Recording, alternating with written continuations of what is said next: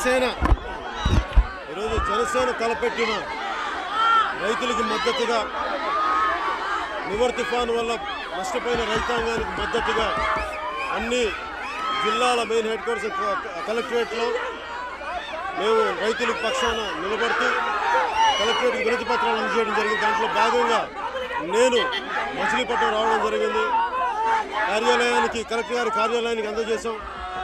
ఎందుకంటే ప్రభుత్వం మాకు రోడ్ల మీదకి రావాలి సరదా కాదు, పరిస్థితులు ఇబ్బంది కలిగించాలి అంతకంటే కాదు. కాకపోతే ప్రభుత్వం నిమ్మకు నీరెత్తినట్టుగా ఉంటే మటుకు ఖచ్చితంగా ఇలాంటి పరిస్థితులు ముందు ఎక్కువ అవుతాయి తప్ప తక్కువ. అందుకని ఇప్పటికైనా ప్రభుత్వం మేల్కొని రోడ్ల మీదకి ప్రజలకి ప్రజాజీవనాన్ని ఇబ్బంది కలిగించకుండా మీరు ఇప్పుడు దీన్ని దృష్టిలో పెట్టుకొని రైతులకు అండగా నిలబడండి.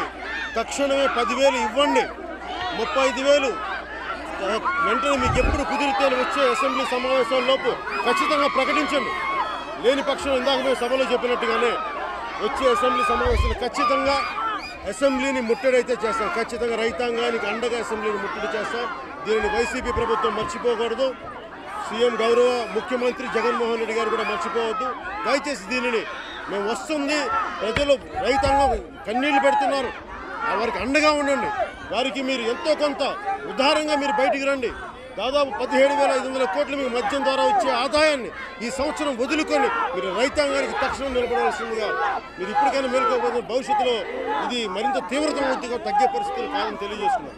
అందరికీ మనస్ఫూర్తిగా ధన్యవాదాలు. Thank you.